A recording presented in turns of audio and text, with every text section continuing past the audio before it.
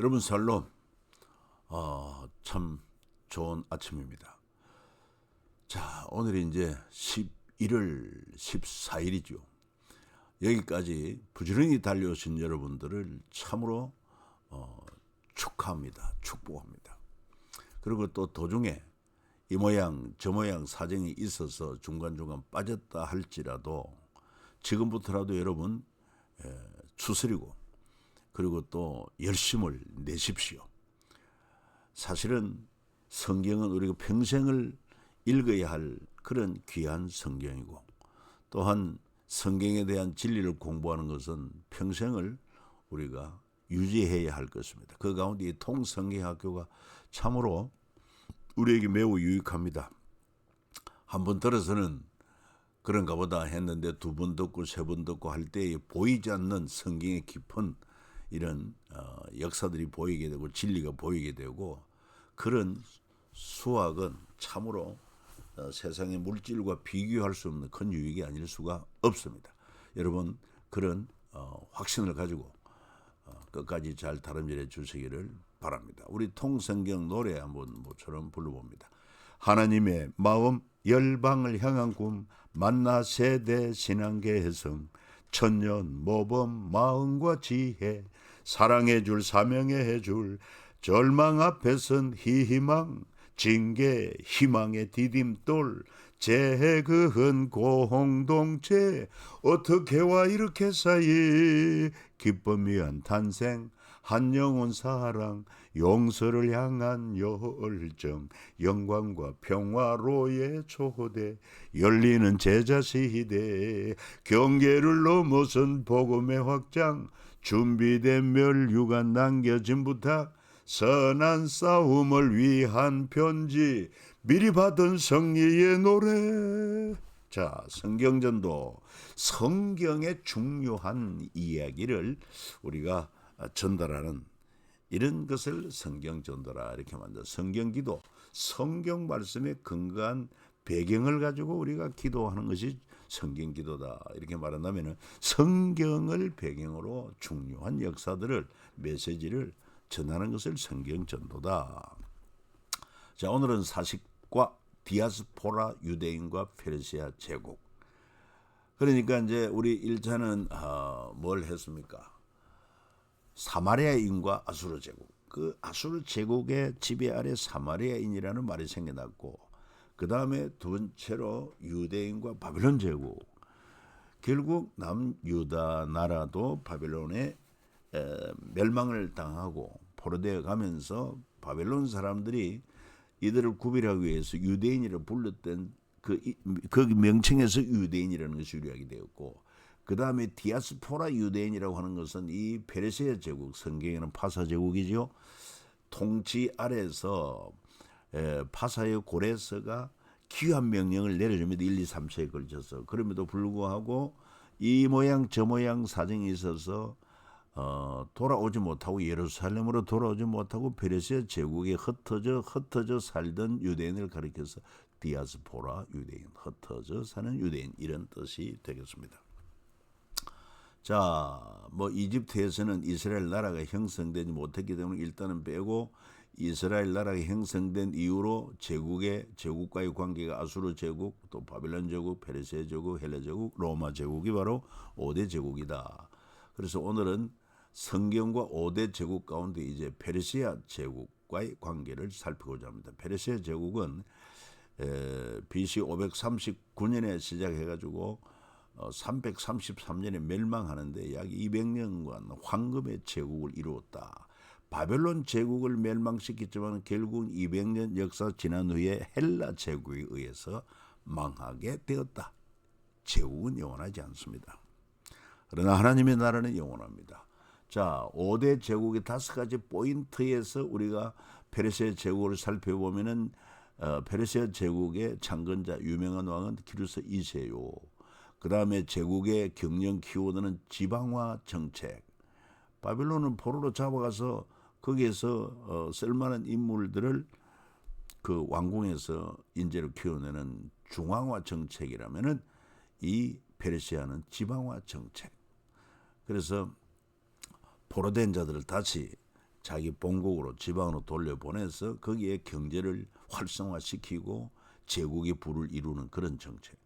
제국과 전쟁은 페르시아 전쟁으로 유명합니다. 이거는 바로 페르시아와 그리스와의 전쟁을 일컫는 말인데 페르시아 전쟁. 1, 2, 3차 전쟁이 있었습니다. 그 다음에 제국의 유산. 이 페르시아 제국으로 말미암아 남겨진 유명한 말은 황금의 제국이라는 명성을 얻었습니다. 앞서 우리가 보았습니다마는 이 파사 제국이 이런 지방화 정책을 통해서 굉장히 부를 많이 쌓았던 것을 알 수 있고 제사장 나라 관점에서 파사 제국을 보면 바로 성전 재건을 위한 지팡이 역할을 한 것에 불과하다. 하나님의 도구로 쓰인 것입니다. 자, 세부적으로 페르시아 제국의 창건자 키루스 2세입니다. 성경에는 고레스라고 말하죠. 페르시아 건국의 아버지 키루스 2세로 BC 주전 559년에 통치를 해가지고 BC 530년까지 약 29년 메대와 파사의 통일한 인물입니다. 원래 오늘날에 말하는 그 이란이 있지 않습니까? 이란이 크죠. 그 이란이 고대에는 메대라는 도시국가 또 파사라는 도시국가가 이렇게 서로 대치하고 있었는데 그때에 이걸 통일한 인물이 바로 고레스 2세고 그러므로 말미암아 부유한 나라 리디아도 점령합니다. 그러니까 메대 파사, 성경에는 메대 파사라 나오죠. 그래서 그게 연합하여 통일하고 아울러 부유한 나라 리디아, 오늘날의 터키입니다. 터키, 리디아를 점령하게 됩니다. 그리고 바빌론을 점령한 키루스 2세는 칙령을 내려서 유대인들에게 1차 포로기한을 칙령을 내리고 아울러 레반트 지역, 해 뜨는 동쪽 지역의 활성화를 지원합니다. 그러니까 이걸 완전히 활성화함으로 말미암아 경제 성장을 유발하는 거죠. 구체적으로 1차 포로기한과 활성화 지원은 성전 건축을 지원하고 성전 기명 5,400점을 돌려보내고 그래서 이 모든 것은 황금의 제국을 위한 기반 제공이었다. 자, 성경에는 키루스 항명이고 고레스라고 나와 있습니다. 그가 온 나라에 공포도 하고 조서를 내려 예루살렘의 성전을 건축하라. 유대인들은 돌아가서 성전을 건축하라. 자, 그 외에 페르시아 제국에 이름 있는 왕들은 감비세스 2세, 이거 바로 이 고레스의 아들인데 애굽을 점령을 하고 다레이오스 1세, 성경에는 다리오로 나옵니다. 1차, 2차 페르시아 전쟁 일으켰고 성전 재건할 때 예루살렘 성전 재건 완공 때 왕이 바로 다리오였습니다. 그 다음에 크세르크세스, 학명은 크세르크세스지만 성경에는 아수에르 왕 3차 페르시아 전쟁을 일으켰습니다. 그때 불임절이 제정되죠. 이 아수에르 왕 때 총리 하만, 그가 유대인 모르드게에 대한 그런 사심을 가지고 모르드게에 속한 유대인을 다 멸절시키겠다고 할 때에 하나님의 섭리 가운데 바로 이 모르드게의 딸같이 여기는 에스더가 왕비가 되어 있는 그런 상태. 그래서 모르드게가 유대인이 죽게 된 것을 에스더에게 알렸고 에스더는 결심합니다. 왕이 부르지 않은 상태에서 왕 앞에 나가면은 안 됩니다.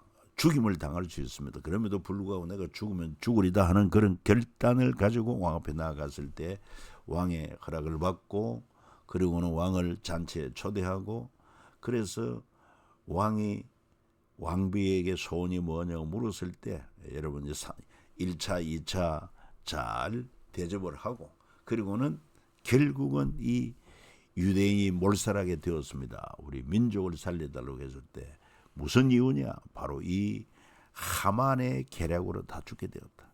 그래서 새로운 왕의 조서를 내려가지고 이 대적들을 멸하고 유대인들은 어떻게 됩니까? 안전하게 보호를 받게 됩니다. 그래서 불임절이라고 하는 절기를 만들었다. 그때 왕이 아수에르 왕이다. 그 다음에 학명은 아르타크세르크세스 성계는 아닥사스다 왕으로 나오는데 바로 2차 3차 포로기한을 허락을 했고 또 레반트 지역 그러니까 유대 지역을 활성화시켰습니다. 해 뜨는 동쪽이라 이래가지고 성벽을 재건하는 허락은 그때 왕이 바로 파사의 아닥사스다 왕. 그 다음에 다리우스 3세는 페르시아의 마지막 왕이고 헬라와의 이수스 전투에서 패배한 왕이 바로 다리오 3세입니다. 자, 그리고 두 번째로 페르시아 제국의 경영 키워드는 지방화 정책. 바빌론은 다 나라를 멸망시키고 무지랭이들만 그 지역에 살게 하고 똑똑한 인재들은 그 나라를 독립하지 못하게 하기 위하여 다 중앙으로 잡아들여서 쓸만한 자를 어떻게 했습니까? 왕궁으로 또 인재 등용한 나머지는 그래가지고 다 바빌론화 시키고 나머지는 뭐 종으로 이렇게 하청 민족으로 사용했던 것을 알 수 있습니다. 거기에 비해서 이 페르시아 제국은 지방화 정책을 펴었다. 다 포로된 지역에서 돌아가서 그 지역을 다시 활성화함으로 경제 성장을 유발시키는 그런 정책이다. 그래서 점령지 예루살렘 성전을 건축하라, 예루살렘 성도 재건하라 이렇게 했던 것을 알 수 있어요. 뭐 참고로 바벨론의 느부갓네살 왕은 예루살렘 성을 파괴하고 성전도 불태우고 했지 않습니까? 자, 여기서 이제 디아스포라 유대인이라 말이 나오는데 디아스포라는 흩어짐이라는 그런 말인데 남아있는 백성 바로 이게 디아스포라는 거죠. 그러니까 이 바빌론 포로로 잡혀갔다가 이제 페르시아 제국이 바빌론 제국을 무너뜨리고 고레스가 지방화 정책에 따라서 돌아가라. 유대인들은 본국으로 돌아가 성전을 건축하라고 했을 때 이 모양 저 모양 사정이 있어서 돌아가지 못했던 남아있는 백성, 이게 디아스포라 이 말이죠. 남유다로 귀환하지 않고 페르시아 제국 전역에 흩어져 사는 유대인을 일컫는 말이요. 대부분 장사에 종사하며 살기 때문에 그 삶의 터전을 두고 귀환하는 일이 생각 이상으로 쉽지 않았던 것이고 유대인 공동체를 이루며 회당 중심으로 생활을 했습니다. 그래 해당 시나고구가 그때부터 유명했습니다. 디아스포라 유대인들의 이후 로마 제국이 지배하던 시대에 여행이 자유로워질 때 1년에 3번 유월절, 오순절, 초막절 혹은 한 번이라도 예루살렘을 방문하게 되는 것을 알 수 있습니다. 그리고 예루살렘 성전에 1년치 11조를 바치며 예루살렘의 경제를 활성화시키는 주역들이 되었다. 이들이 바로 디아스포라 유대인들이다. 자, 페르시아 제국의 형성 과정 5단계도 먼저 공성전, 바로 바벨론 성을 이렇게 무너뜨리고 점령지 정책은 바로 중앙화 정책으로 또 사르디스 성을 정복하고 그 다음에 3단계는 점령 지역의 주민들을 노예화시키고 4단계는 물질주의 극대화, 5단계 수성전 이렇게 했던 것을 알 수 있죠. 자, 1단계 공성전, 성이나 요새를 빼앗기 위한 전쟁으로 전쟁 가운데 어려운 전쟁, 수성보다 3배 더 많은 물량을 준비해야 하는 그런 전쟁이 공성전이다. 공성전 충족 요건 3가지 똑같습니다. 제국 내부 단속을 완료한 후에. 왜냐하면은 공성전 하는 동안에 군사가 지금 적들과 싸우려고 하는 그런 상황에 내부에 소요가 일어나고 내부에 쿠데타 일어나면 안 되기 때문에 제국 내부 단속을 완료하고 공선전에 나갈 전쟁 비용을 감당할 막대한 경제력도 확보해야 하고 아군 피해도 각오해야 하고 그러나 피해 최소화 방안 전략이 있어야 한다. 자, 페르시아 제국의 사르디스 공성전 이 역사를 살펴보면 리디아 오늘날 바로 터키라고 그랬죠. 터키의 거기 사르디스 성이라고 하는 아주 견고한 성이 있는데 성경에는 이걸 또 사대라고 이렇게도 봅니다. 사대. 자, 그래서 이 리디아 크로이소스 기마 부대와 그리고 페르시아 기루스 2세의 낙타 부대, 이런 싸움이 되었는데, 사실은 이 낙타 부대가 어떻게 기마 부대를 이길 수 있느냐? 놀랍게도 낙타의 냄새를 이 말들이 막 싫어해가지고 그 말들이 뛰고 이러는 가운데 결국은 기루스가 승리하게 된다. 낙타 냄새 때문에 리디아 말들이 날뛰자 사르디스 성 안으로 리디아 군사들이 대피했고, 성을 보유한 지 2주 지난 어느 날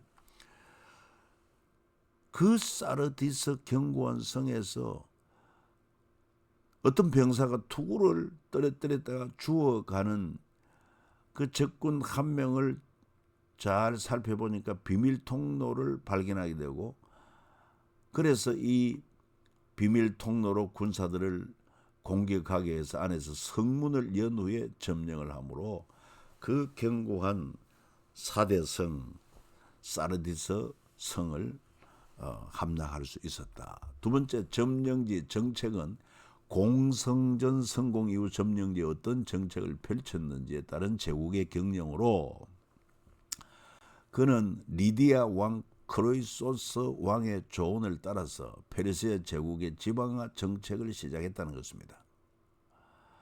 그러니까 이 리디아, 다시 말해서 오늘날 터키 지역의 크로이소스, 그도 대단한 인물인 줄 알고 고레스가 그를 죽이지 않습니다. 그리고 그 왕의 조언을 받아들입니다. 왕의 조언이 뭐냐? 이제 리디아, 즉 터키의 모든 부가 이미 기루스 당신의 것인데 뭐 약탈할 이유가 뭐냐 하는 리디아 크로이소스 왕의 조언대로 약탈을 중지하고, 그리고는 유화, 관용의 지방화 정책을 쓰고, 그래서 그 정복지 모든 지역을 리디아 다 정복을 했으니까 그 지역을 그대로 보존해주고 세금만 징수함으로 말미암아 지방화 정책을 폈다. 그러니까 크로이소스도 대단한 왕이었죠.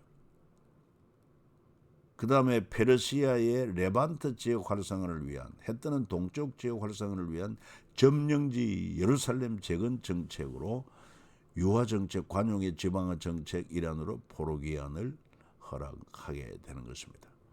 물론 여기에는 또 성경적인 배경, 다니엘과의 고레스의 만남을 통해서 하나님의 성령의 감동이 있었던 것도 알 수 있습니다. 그래서 5400점의 성전 기명을 반환하고, 그로 말미암아 유대 절기가 시작되고 예루살렘 성전이 재건됨으로 유대 경제 활성화가 이루어지고 파사 제국의 세금 정책이 성공하고, 그 다음에 그런 가운데 사내들인 공회가 설립됨으로 유대 자치기구를 통한 안정적 식민지가 운영이 되고, 예루살렘 성벽이 재건됨으로 세계 상권 유입화, 특별히 무역에 유명한 두로 상인들이 예루살렘으로 입점하게 되었다. 자, 그리고 제국의 3단계 노예화, 점령지역 주민의 노예화가 있습니다. 아수에로 왕도 유대인 민족 말살 계획을 계획했는데 자기 뜻은 아니지만은 결국 총리 하만의 그런 모르드게에 대한 사적 감정, 이 모르드게 민족이 유대인이니까, 그래서 결국은 이 하만이 왕에게 10만 달란트를 바치기로 하고, 그리고 왕의 조서를 받아서 유대인들을 다 멸하고자 했다 이 말이에요. 그리고 다레우스의 바벨론 반란 진압과 조피루스 이 얘기가 있는데, 자, 바벨론이 성이 일단은 점령했죠. 바벨론 성은. 그러나 결사항쟁하는 바벨론 반란으로 난공불락의 성애자 물자가 충만한 바벨론 성을 19개월간 보유하여 돌파구를 찾지 못한 페르시아의 다레우스, 그리고 조피루스의 바벨론 거짓 투항을 믿게 하기 위해 3차에 걸쳐 미리 정한 각본대로 공성전 돌입을 하고, 이때 페르시아 군대 제일선의 노예군인 배치하고 수천 명 죽고 바벨론 성을 처리하는데 반란 주도자 3천 명은 말뚝 끼어 죽이고 바벨론 청동문과 성도 모두 부숴버렸다는 역사의 얘기. 그리고는 제국의 4단계는 물질주의 극대화입니다. 왜 그렇습니까? 그동안 쓴 전쟁 비용을 점령지에서 획득할 수 있는 물질을 최대한 극대화할 방법을 찾아 제국의 부를 이룹니다. 그러니까 뭐 다 약탈함으로 말미암아 전쟁 비용을 충당하고도 남아야죠. 그래서 페르시아의 세금, 다리우스는 정복 지역을 20개 구역으로 나누었고 구역별 납세액을 징수했고 1년에 약 은 14,650달란트를 거두었다. 역사의 아버지 헤로도투스의 역사책에 기록되어 있다. 그리고 1, 2, 3차 페르시아 전쟁 때 페르시아 제국의 공성전을 위한 손실. 그러니까 이 파사가 더 지경을 넓혀서 이 그리스를 점령하려고. 그러니까 오늘날의 터키를 넘어서 여러분 알다시피 그 북쪽으로 그리스 지역이 나오지 않습니까? 그런데 이런 지역을 더 함락시키려고 전쟁을 일으켰는데 1차 전쟁에 패합니다. 페르시아 함선 손실이 약 1,100여 척, 1차에 300척, 3차 때 폭풍으로 400여 척, 200여 척 격침이 되고 200여 척 포획되고 손실이 800여 척이라. 3단 함선을 만들어서 노젓 넣은 사람만 170명, 병사 들고 지휘관 200여 명 성선할 수 있는 3단 함선이 있습니다. 높은 파도에도 영향을 받지 않고 그렇게 해전에 응할 수 있는 3단 함선. 그러니까 노젓 넣은 사람들의 청이 1층이 있고 2층이 3층이 있다. 그러니까 아주 높은 파도가 와도 그 노젓는데 영향을 미치지 않는. 그런데 5만 명 이상이나 전사하게 됩니다. 1차 2만 명, 1만 명, 2차 6,400명, 3차 약 4만 명 이상 전사함으로. 그리고는 3차 페르시아 전쟁 출전 전 행한 페르시아의 잔치가 바로 아수에로 왕 때 있었던 일입니다. 인도로부터 구서까지 127도 지방을 다스리는 왕이라. 당시 아수에로 왕이 수상궁에 즉위하고 왕이 있은 지 제3년에 그의 모든 지방관과 신하들의 잔치를 베푸니 파사와 메대 장수와 각 지방의 귀족 지방아들이 다 왕 앞에 있는지라. 왕이 여러 날 곧 180일 동안 그의 영화로운 나라의 부왕과 위엄의 혁혁함을 나타내고 그리고는 힘을 모아서 그리스를 우리가 함락시키자 하는 그런 전쟁. 5단계 수성전. 자, 페르시아가 결국은 수성전에 실패합니다. 그래서 헬라의 알렉산더에 의해서 제국이 망하게 되죠. 특히 이수스 전투로 큰 타격을 입은 후 BC 331년 가오가멜라 전투에서도 알렉산더 군대에게 대패하므로 가오가멜라 전투 때 다리우스 함선은 척근에게 살해되므로 페르시아의 제국이 끝나게 되더라. 그래서 페르시아 제국과 전쟁, 바로 페르시아와 그리스 전쟁인데 BC 492년에 1차 전쟁 다리우스 1세 때 폭풍을 만나 제대로 공격하지 못하고 퇴격하게 되어서 몬스터 폭풍을 맞아 300년 침몰했다고 그랬습니다. 그 다음에 2차 또 다리우스가 그로부터 2년 후에 또 2차 공격을 하는데 페르시아의 다리우스와 그리스 도시국가연합 밀티아데스 장군이 이끄는 도시연합 국가. 페르시아 군대 2만 그리고 2만의 보병과 5천의 기병 3단 노선 200척 수송선 400척 수병 4만 명. 그래서 그리스 아테네 군대는 9천의 보병과 용병의 600명, 기병과 함대도 없었습니다. 그러니까 코끼리와 토끼 싸움입니다. 그렇지만은 일명 마라톤 전투, 여기에서 페르시아군 6,400명이 죽임을 당하고 아테네군은 192명이 전사했지만은 아테네가 승리합니다. 승리 요인은 뭐냐? 이 거대한 페르시아 대군을 물리치고 그리스 아테네가 승리할 수 있던 것은 밀티아데스가 이끈 전투 장소 마라톤 평원 때문이다. 이렇게 말합니다. 배수진을 쳤습니다. 우리가 여기서 밀리면은 우리 아내는 적들에게 겁탈당할 것이 우리 자녀들은 저들의 노예가 되고 우리의 모든 소유는 저들의 소유가 될 것이다. 그러니 우리가 죽기를 결심하고 싸우자. 그 밀티아데스가 참 전략도 좋았다고 합니다. 그래서 승리했다. 그래서 승리한 후에 이 마라톤 평원에서 바로 저 아테네까지 필리피데스가 그 전령을 보내서 우리가 승리했다고 전하라.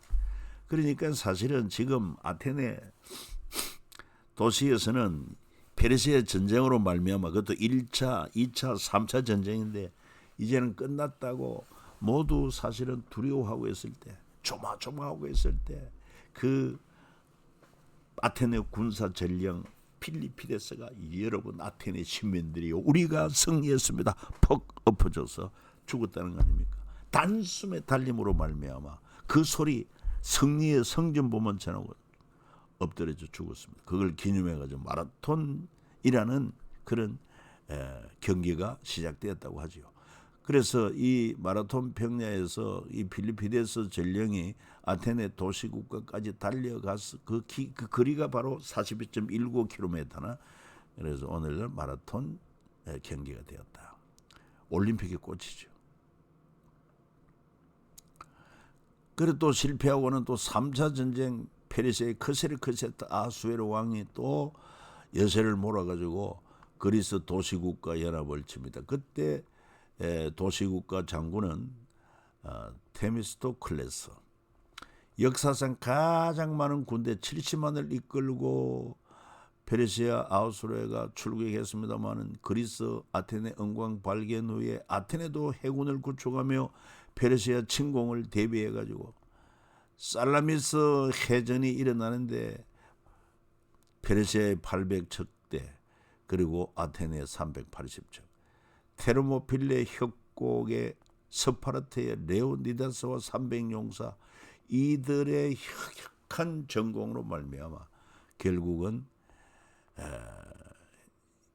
이 헬라의 그리스가 이들을 물리치고 승리하게 됩니다. 그래서 그 유명한 영화 있습니다. 더 300 300하는 영화가 있어요. 전에도 소개했는데 저도 한번 보았습니다. 유튜브에 잘 나올 겁니다. 자, 그리고 마지막으로 페르시아 제국의 유산 남긴 것은 뭐냐? 황금의 제국. 페르시아 제국의 투자로 말미암아 엄청난 세수 확보, 그리고 황금의 제국이라는 이름을 남겼고 결국 황금의 제국 페르시아 모든 보고 헬라 제국으로 넘어가게 되죠. 알렉산더 군대의 바빌론과 수사, 페르세폴리스에서 막대한 금과 은 보물을 획득했는데 약 1억 6천만 달러라. 그 화려함에 정신을 잃을 정도라고 레이몬드 설버그의 그 기록책에 나온다 하는 것입니다. 진짜 마지막에는요. 제사장 나라 관점에서 평가할 때의 그 페르시아 제국은 바로 하나님의 도성 성전 재건을 위한 지팡이 역할에 불과하다. 하나님의 섭리 아래 제국은 도구로 쓰이고 영원한 주인공은 하나님의 백성이요 하나님의 나라다 하는 것을 우리에게 보여주고 있습니다. 그래서 성경과 5대 제국을 통해서 제국은 영원하지 못하지만 하나님의 나라는 영원하다. 그리고 또한 하나님의 백성 또한 그 나라에서 영원히 평안 중에 복락을 누릴 것이다. 이것을 우리가 놓치지 말아야 될 것입니다. 여러분 수고 많았습니다. 남은 날도 복된 주간 되기를 바랍니다.